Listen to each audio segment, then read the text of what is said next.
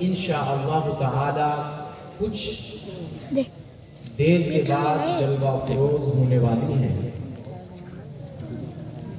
جن میں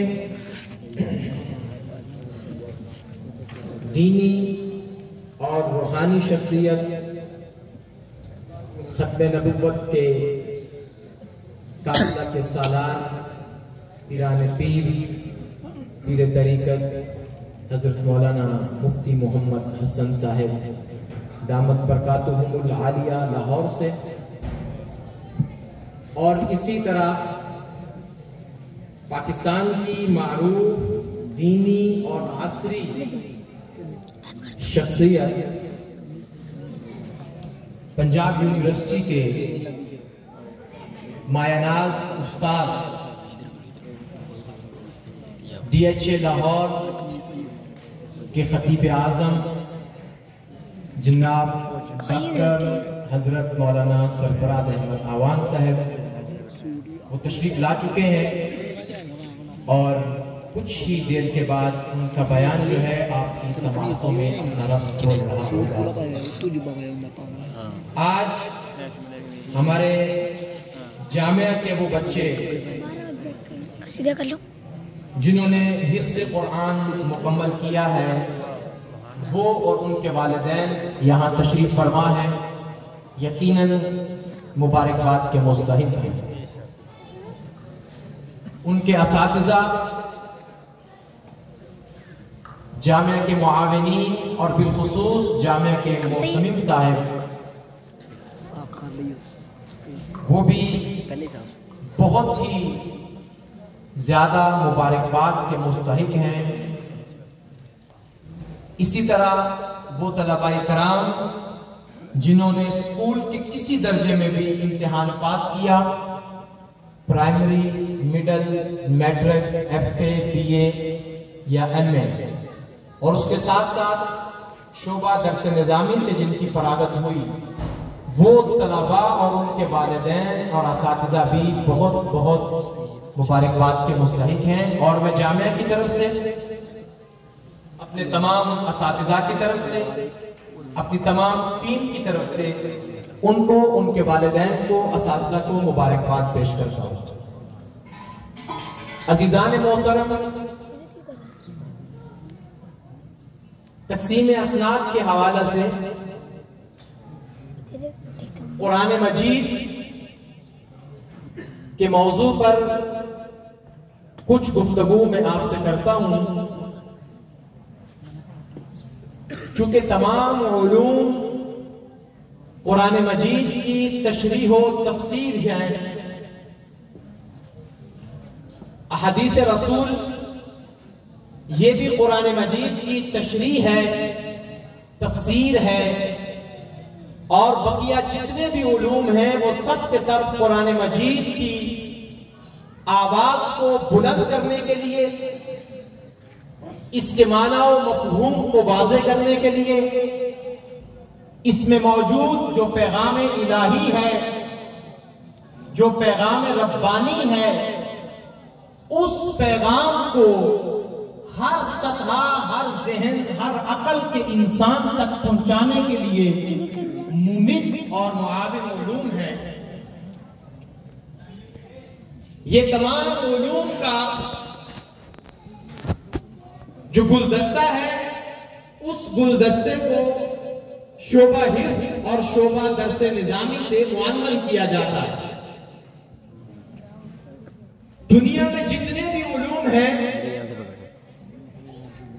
ان علوم کو ہماری زبان میں مادی علوم کہا جاتا ہے، اصلی علوم دنیاوی علوم کہا جاتا ہے، اور قرآن مجید اور اس کے متعلقات میں جتنے علوم آتے ہیں، ان تمام علوم کو دینی علوم کہا جاتا ہے۔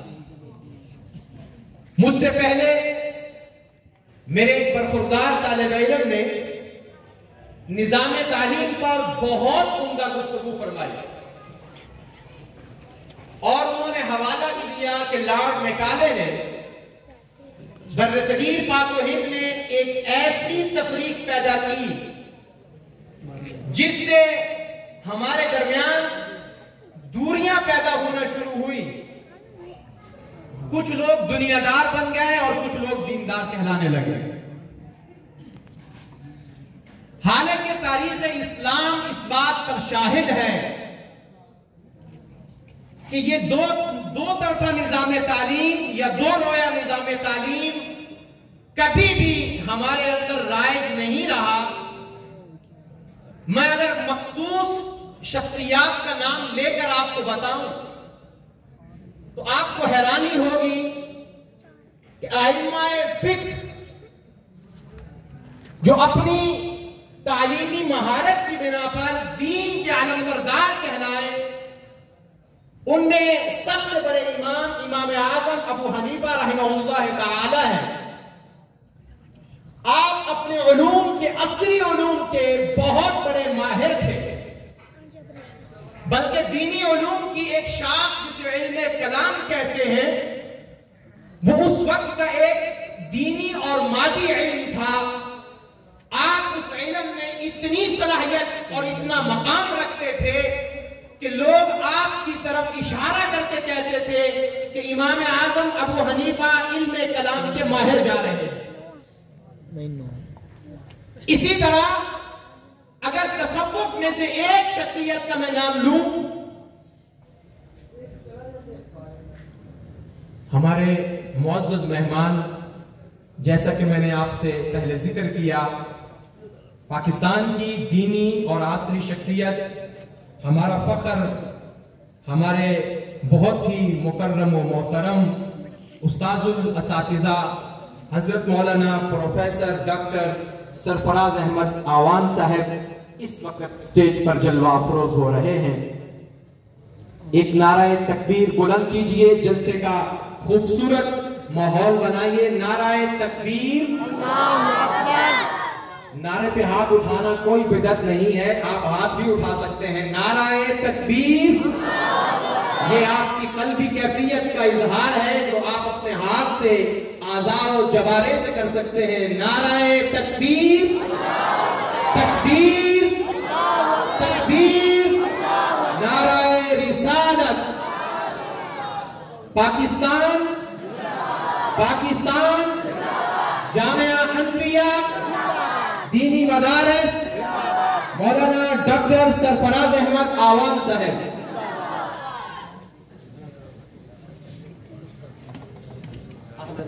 مرحبا۔ ہم اپنے اور ساتھ میں تعارف کرواتا چلوں، ہمارے بہت ہی معزز مہمان، نامور صحافی جناب محترم قاری منصور احمد صاحب بھی تشریف فرما ہیں۔ میں ان کو بھی اپنے اس خوبصورت جلسہ میں خوش آمدید کہتا ہوں، اور اسی طرح حافظ شبیر صاحب بہاڑی سے، وہ بھی یہاں تشریف فرما ہے، اور استاذ الاساتذہ مربی و مرشد حضرت الشیخ حضرت قاری محمد طیب حنفی دامت برکاتہم العالیہ، ان کو بھی میں سٹیج پر تشریف لانے پر مبارکباد بھی پیش کرتا ہوں اور اہلاً سہلاً مرحبا کہتا ہوں۔ عزیزان گرامی قدر، اب میں مختصر سی گفتگو کے بعد مائک اپنے معزز مہمان کے حوالے کروں گا، لیکن جس موضوع کو میں نے شروع کیا تھا اس کی دو چار باتیں میں آپ سے کر لوں۔ جس طرح تصوف میں بہت سارے نام ہیں، فلسفہ میں بہت سارے نام ہیں، اسی طرح ایک نام امام غزالی رحمت اللہ تعالی علیہ کا۔ آپ اپنے دور کی عصری اور دینی شخصیت تھے۔ آپ نے یونان کے فلسفے کو ایسے پکڑ کے نچوڑا اور ایسے آپ نے اس کو جھنجھوڑا کہ اس کا بھیجا ہلا کے رکھ دیا۔ آپ تفریق نہیں کر سکتے کہ وہ عالم تھے یا دنیا دار تھے، چونکہ اسلام میں، دین میں یہ کوئی تفریق موجود نہیں ہے جو اب پیدا کر دی گئی ہے کہ یہ دنیا دار ہے اور یہ دیندار ہے۔ ایک بڑی میں خوبصورت بات آپ کے ساتھ شیئر کرتا ہوں، حضرات اساتذہ کی موجودگی میں میری تصدیق بھی ہو سکے گی۔ ہمارے حضرات ایک بات کرتے ہیں کہ قرآن یہ علم ہے اور باقی جتنے علوم ہیں یہ سب کے سب فنون ہیں۔ یہ ہم بات سنتے آئے ہیں اور ہم نے بھی اپنے اساتذہ سے سنی ہے، لیکن میں عرصہ دراز سے اس کرب میں مبتلا ہوں اور یہ بات مجھے انتہائی تکلیف بھی دیتی ہے کہ ہم کہتے ہیں کہ قرآن اور حدیث یہ علم ہے اور بقیہ تمام علوم جو ہے یہ فنون ہے اور معلومات ہیں، میں اساتذہ کی موجودگی میں ذمہ داری کے ساتھ کہ اگر وہ میری اصلاح فرمائیں گے تو میں اس کو تسلیم کروں گا، لیکن اگر میری تائید اور تصدیق ہو جائے تو میں یہ بات آپ تک پہنچاتا ہوں کہ یہ کیسے ممکن ہے کہ قرآن مجید تو علم ٹھہرے۔ توجہ چاہتا ہوں آپ تمام حضرات کی جو مہمان ہیں اور جو علماء ہیں اور میرے طلباء ہیں، کہ کیسے ممکن ہے کہ قرآن خود تو علم ٹھہرے اور قرآن میں سے جو علوم نکلے وہ فنون ٹھہرے۔ اگر سائنس کا علم قرآن بتائے تو قرآن علم ہے، سائنس فنون ہے یا فن ہے۔ اگر جغرافیہ کا علم قرآن بتائے تو قرآن علم ہے، جغرافیہ فن ہے یا معلومات ہے یا دنیا ہے۔ اگر میڈیکل کا علم قرآن بتائے تو قرآن علم ہے اور میڈیکل جو ہے یہ فن ہے۔ میں گنوانا نہیں چاہتا، طب ہو، ہندسہ ہو، زراعت ہو، جغرافیہ ہو، جتنے علوم قرآن سے نکلے ہیں، بدر الدین زرکشی رحمہ اللہ نے 17 انواع قرآن کے علوم کی درج فرمائی ہیں، اور اسی طرح علامہ سیوطی نے 80 انواع قرآن کی درج فرمائی ہیں۔ حضرت شاہ ولی اللہ محدث دہلوی نے علوم پنجگانہ کی بحث کر کے 5 علوم میں تمام علوم، علم مقاسمہ، علم الاحکام، علم تذکیر بایام اللہ، علم تذکیر بآلاء اللہ اور علم ما بعد الموت کی بحث کر کے اس میں علوم کو جمع کیا۔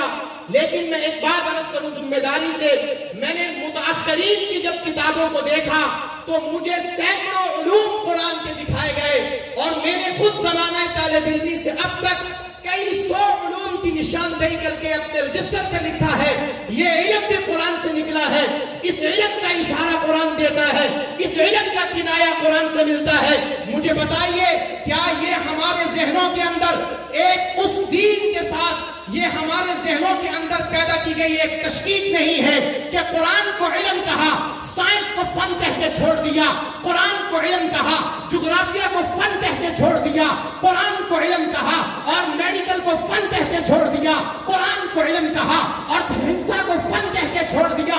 ہمیں قرآن کے پڑھانے والے اگر قرآن سے دور کریں گے تو بتاؤ کہ دنیا میں پھر قرآن کا نفاذ کس پہ کرنا ہے؟ اگر دنیا مادیت ہے، اگر دنیا مچھر کا پر ہے، اگر دنیا دھوکے کا گھر ہے، اگر دنیا بیکار ہے، اگر دنیا ناقص ہے، اگر دنیا کی ضرورت نہیں ہے، تو بتائیے میں اس دین کو نافذ کہاں کروں؟ آسمان پہ نافذ کروں یا ہواؤں پہ نافذ کروں یا فضاؤں پہ نافذ کروں؟ میں سلام پیش کرتا ہوں اس مرد قلندر کو جسے زمانہ شیخ الہند کہتا ہے، میں سلام پیش کرتا ہوں اس مرد قلندر کو جسے زمانہ حضرت نناتوی کہتا ہے، اور میں سلام پیش کرتا ہوں اپنے استاد مکرم حضرت شیخ قاری محمد طیب حنفی کو جس نے ہمیں یہ سبق پڑھایا ہے کہ یہ دنیا اور دین الگ چیز نہیں ہے، یہ تمام علوم دین کے علوم ہیں۔ کیوں؟ اگر دنیا کو اپنی جوتی بنایا جائے اور قرآن کو اپنے سر کا تاج بنایا جائے تو یہی مقصد دنیا ہے۔ قرآن کی حفاظت اتنا بڑا فریضہ نہیں، قرآن کا نفاذ جتنا بڑا فریضہ۔ نعرہ تکبیر! اور بڑی ذمہ داری سے اور معذرت کے ساتھ آخری بات عرض کرتے میں اپنے مہمان کو بہت احترام سے ہم خود سننا چاہتے ہیں۔ میرے استادوں کے بھی استاد ہیں، پنجاب یونیورسٹی میں M Phil P H D کرتے ہوئے میں جن اساتذہ سے پڑھا ہوں تو حضرت کا تذکرہ ایسے مشکبار رہتا تھا، میں ان سے بہت زیادہ شناسا ہوں اور بہت زیادہ محبت کرتا ہوں، لیکن گستاخی تھوڑی اس لیے ہو رہی ہے کہ وہ اوقات کو ذرا بیلنس کرنے کے لیے میں کھڑا ہو گیا۔ میں ایک بات صرف کر کے اپنے مہمان کی طرف آنا چاہتا ہوں۔ عزیزان محترم، ہم نے 75 سال ہو گئے پاکستان کو بنے ہوئے، اور 200 سال تقریباً ہو گئے انگریز کے ساتھ ہمارا واسطہ پڑے ہوئے۔ دارالعلوم دیوبند کی بنیاد سے لے کر آج تک اہل مدارس نے، میں ایک دفعہ حضرت ڈاکٹر سرفراز احمد اوان سر ایک دفعہ یہیں جلسہ پر مولانا زاہد الراشدی صاحب تشریف لائے مجھے موضوع تھا کہ موجودہ پرفتن دور میں علماء کرام کی ذمہ داری، میں نے ذمہ داریوں پر بات کی تو آپ کو پتہ ہے جب ذمہ داریوں کی بات آئے تو پھر تھوڑا سا شکوہ شکایت بھی ہو جاتی ہے، گھر میں بھی یہی ماحول ہوتا ہے. تو میں نے کچھ شکوے شکایتیں کر دی، مجھے بعد میں 100 روپیہ انہوں نے انعام دیا، کہتے یہ صرف اور صرف ہمیں ذمہ داریاں یاد دلانے کی وجہ سے. بخدا میں اس قابل نہیں ہوں کہ میں ذمہ داری یاد دلاؤں، وہ بہت بڑے ہیں، ہم تو انتہائی ناقص ہیں. لیکن یہ حضرت شیخ قاری طیب حنفی دامت برکاتہم العالیہ کا سبق ہے جو انہوں نے ہمیں سکھایا، ہمیں پڑھایا، ہمارا ذہن بنایا کہ اپنی ذمہ داریوں سے روگردانی مت کرنا. ہمیں یہی سکھایا، اللہ کا شکر ہے ہم نے پھر اس کو اپنے پلے باندھا. ایک بات اسی ضمن میں کہنا چاہتا ہوں، 75 سال ہو گئے، تمام علماء اور طلباء یہ بات غور سے سنیں اور معاونین بھی یہ بات سنیں. ہم جو جامعہ حنفیہ میں نظام چلا رہے ہیں گزشتہ 35 برس سے، جس پر انگلیاں اٹھتی رہتی تھیں، آج الحمدللہ ہمیں اس کے اوپر انگلیاں نہیں اٹھائی جاتی بلکہ اشارے کر کے بتایا جاتا ہے یہ جامعہ حنفیہ ہے. الحمدللہ. ایک بات اس پر کہنا چاہتا ہوں، ہم نے 75 سال سے قرآن مجید کی حفاظت کی ہے یا نہیں کی؟ حافظو تسی تو اچھا بولو. 75 سال سے دینی علوم کی حفاظت ہماری ذمہ داری تھی، ہم نے پوری کی ہے یا نہیں کی؟ ہم نے خطباء پیدا کیے یا نہیں کیے؟ ہم نے علماء پیدا کیے یا نہیں کیے؟ ہم نے مفتی پیدا کیے یا نہیں کیے؟ مفسر، محدث، تشریفات میں جانے کی ضرورت نہیں. ہر طبقہ دین کے لیے ہم نے اپنے اسکالر پیدا کیے، اسپیشلائزیشن کروائی، ان کو تخصص و افتاء کروائے. مجھے بتائیے 75 سال تک ہم ہو گئے قرآن کی حفاظت کرنے والے. قرآن پاک میں اللہ نے قرآن کی حفاظت ہمارے ذمہ لگائی تھی یا نفاذ ذمہ لگائی؟ بھائی حفاظت ذمہ لگائی تھی یا نفاذ ذمہ لگایا تھا؟ اللہ نے کہا تھا حفاظت تو میں خود کروں گا. اِنَّا نَحْنُ نَزَّلْنَا الذِّكْرَ وَإِنَّا لَهُ لَحَافِظُونَ. آپ سے بولیں وَإِنَّا لَهُ لَحَافِظُونَ. کہا حفاظت میرے ذمہ ہے، بندے تیرے ذمہ حفاظت نہیں. لیکن اگر تو میرے لشکر کا حصہ بن گیا تو تیری سعادت ہے. اگر تو میرے ساتھ حفاظت میں شریک ہے تو یہ تیری سعادت ہے. تو تمہارے ذمہ یہ کام تھا کہ تم نے اس کو نافذ کرنا ہے. لیکن 75 سال سے ابھی تک ہمیں یہی کہا جا رہا ہے ہم نے قرآن کی حفاظت کی، ہم نے حدیث کی حفاظت کی. دوستان عزیز، میں اگلا اعتراض اگر کر دوں تو قرآن کا نفاذ کس نے کرنا تھا؟ جس کے لیے قرآن ہمیں دیا گیا، جس کے لیے کنتم خیر امت اخرجت للناس کیا ہے؟ یہ حفاظت کا درس نہیں، یہ نفاذ کی دعوت تھی. لیکن ہم حفاظت میں لگ گئے، 200 سال سے حفاظت کر رہے ہیں، مدرسے پہ مدرسہ بنا رہے ہیں، لیکن نفاذ کی کوئی کوشش نہیں، نفاذ کے لیے کوئی عملی اقدام نہیں. الحمدللہ جامعہ حنفیہ کا نظام تعلیم حفاظت کے ساتھ ساتھ نفاذ پر مشتمل ہے. چونکہ جس دنیا میں نافذ کرنا ہے، جس کے اندر آپ نے دین نافذ کرنا ہے، ہمیں وہ دنیا کا علم دیا گیا. اس لیے اتمام حجت ہو جائے جامعہ حنفیہ کا پڑھا ہوا طالب علم اللہ کے دربار میں یہ کہے کہ میرے پاس دنیاوی علوم نہیں تھے، میں اس لیے نافذ نہ کر سکا. یاد رکھنا دوسرے مدارس سے شکوہ نہیں، لیکن تم نے اگر اپنی ذمہ داری پوری نہ کی تو پھر تم سے شکوہ بھی ہے، شکایت بھی ہے اور روز قیامت سوال بھی ہوگا. دونوں علوم تمہیں اس لیے دیے تھے جب کسی دفتر میں پہنچو، جب کسی ادارے میں پہنچو، جب کسی عہدے پہ پہنچو، اس دین کو اس عہدے پہ نافذ کر دو، اس دین کو اس دفتر پہ نافذ کر دو، اس دین کو اس فیلڈ پہ نافذ کر دو.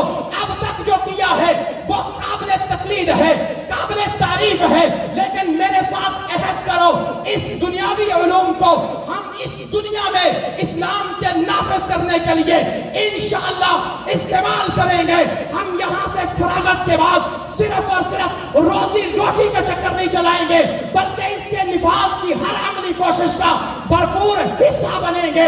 اے خدا تو ہمیں ہمت عطا کر، اے خدا تو ہمیں حوصلہ عطا کر، اے خدا تو ہمیں وہ عزم عطا کر، وہ عزم شبیر عطا کر، وہ حوصلہ قدیر عطا کر. ہم تیرے نبی کے دین دین کو ایسے پہنچائیں جیسے صحابہ نے پہنچایا تھا. خشک و تر میں لے گئے, دریا و بحر و بر میں لے گئے, مشرق و مغرب میں لے گئے, شمال و جنوب میں لے گئے. اور آج صحابہ کا نام لینے والوں, تم پہ اتنا تو فرض بنتا ہے کہ تم اپنی اگلی زندگی کو اسلام کے نفاذ کے لیے وقف کرنے کا عزم کر دو. انشاءاللہ ہم کوشش کر بھی رہے ہیں اور کریں گے بھی, لیکن جتنی ہماری بساط ہوگی. نظام کو نافذ کرنے کے دو طریقے ہوتے ہیں, یا تو مارا ماری, یا تو لڑائی ہے, یا ایک نظام اکھاڑو دوسرا لے آؤ. لیکن ہم نے بتدریج اس کی طرف جانا تھا. ہماری تربیت ایسے ہوئی ہے بتدریج, لیکن ابھی بہت کمیاں ہیں.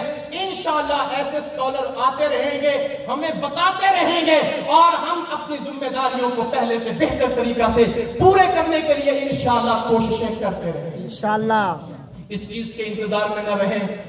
یہ فطرت کے خلاف ہے کہ کوئی معجزہ ہوگا, کوئی آسمان سے ہمارے لیے خاص مسیحا اترے گا اور پھر ہوگا یہ سب. یاد رکھیں, اقبال نے کہا تھا کہ خدائے لم یزل کا دست قدرت تو زبان تو ہے. ہم انتظار میں بیٹھے. یہ فطرت کے خلاف اصول ہے, یہ کوئی اصول نہیں. کوئی آئے گا تو نافذ ہوگا نہیں. خدائے لم یزل کا دست قدرت تو زبان تو ہے. یقین پیدا کر اے غافل کہ مغلوب غما تو ہے.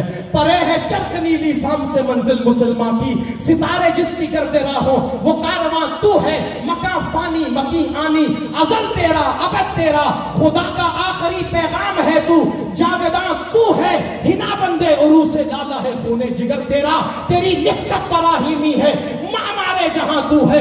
سبق پھر پڑھ صداقت کا, عدالت کا, شجاعت کا, لیا جائے گا تجھ سے کام دنیا کی ایمان.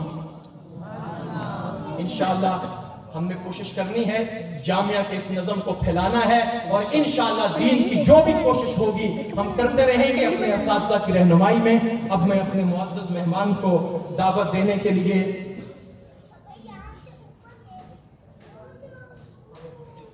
میں ان کو دعوت خطاب دیتا ہوں. جیسے میں نے پہلے تعارف پیش کیا کہ ہمارے استادوں کے بھی استاد ہیں, اور اللہ تعالیٰ نے دینی اور دنیاوی علوم میں ان کو مکمل دسترس سے نوازا ہے.